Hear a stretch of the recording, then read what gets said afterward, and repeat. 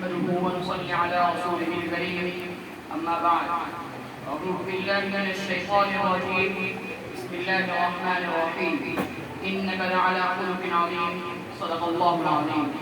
سامعین کرام، آج کی اس بزم پوربہار اور روحانی محفل میں میں قائد و جہاں سرور کونین محمد عربی مصطفیٰ صلی اللہ علیہ وسلم کی گوشے زندگی میں سے ایک گوشے پر روشنی ڈالنے کی جسارت حاصل کر رہا ہوں، جس کی سیرت مقدس کو حسان بن ثابت رضی اللہ تعالی عنہ نے کچھ اس طرح بیان کیا ہے: وَأَحْسَنَ مِنْكَ لَمْ تَرَ قَطُّ عَيْنٌ وَأَجْمَلَ مِنْكَ لَمْ تَلِدِ النِّسَاءُ خُلِقْتَ مُبَرَّأً مِنْ كُلِّ عَيْبٍ كَأَنَّكَ قَدْ خُلِقْتَ كَمَا تَشَاءُ.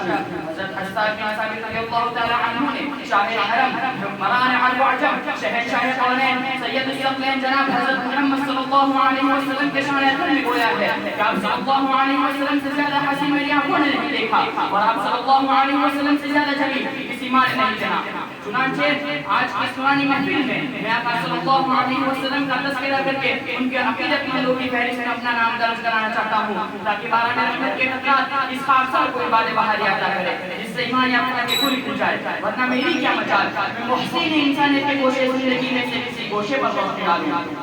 سامعین کرام، آقا صلی اللہ علیہ وسلم کی گوشے زندگی پر 1400 سال سے لے کر اب تک کئی بے شمار افراد نے عقیدت و محبت کے گلدستے پیش کیے ہیں، اور قیامت کی صبح نہ جانے اور کتنا عقیدت و محبت کے گلدستے پر کیے جائیں گے. میں بھی چاہتا ہوں ان عاشقین کی فہرست میں میرا بھی نام درج ہو جائے، اور یوم محشر میں کالی کملی والے کا سایہ اس عاشق کو بھی اپنے داخلے کی اجازت دے.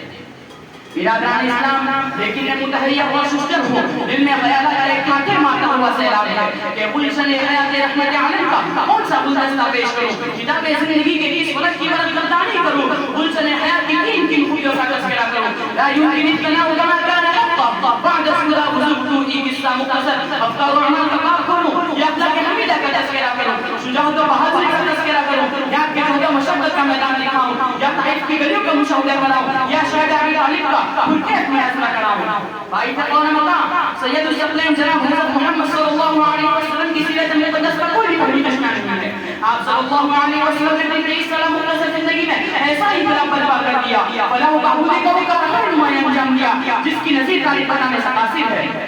آپ صلی اللہ علیہ وسلم کی زندگی میں ایک حکیم، ایک امیر، ایک معلم، ایک دائی، ایک فاتح، ایک سپاہی، ایک جج، ایک مزدور، ایک تاجر، باپ اور شوہر کی زندگی کا مجموعہ ملتا ہے. میں اس غلطی سے دوبارہ سے کہنا چاہتا ہوں، اگر تم حکیم ہو تو حاکم اللہ کو دیکھو، اگر تم امیر ہو تو ٹھاٹے مارتا ہوا سیلاب صحابہ کرام رضوان اللہ تعالی علیہم اجمعین کے امیر کو دیکھو، اگر تم معلم ہو تو معلم اصحاب صفوہ کو دیکھو، اگر تم مظلوم ہو تو طائف علیہ کے مظلوم کو دیکھو، اگر تم شوہر ہو تو حضرت عائشہ صدیقہ رضی اللہ تعالی عنہا کے سرداج کو دیکھو، اگر تم فاتح ہو تو فاتح مکہ کو دیکھو. قسم خدا کی کہنا چاہتا ہوں، آپ صلی اللہ علیہ وسلم کی زندگی کا ہر ایک گوشہ، ہر ایک پہلو حوالے نمونہ ہے.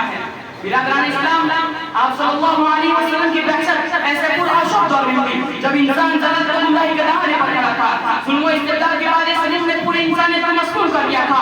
قتل و غارت دینے کا بازار گرم تھا. تعلیمیت اور لا مذہبیت سے پورا معاشرہ چناچور ہو رہا تھا. غداری اور لقابازی عروج پر تھی. ظلم و بربریت کی لہر موج باقی میں نظر آ رہی تھی. ایسے پرخطر ماحول میں اب جلنے مجنون نے ضلالت و گمراہی کے منحوس سائے کو مٹانے کے لیے کالی کملی والے کو مبعوث کیا.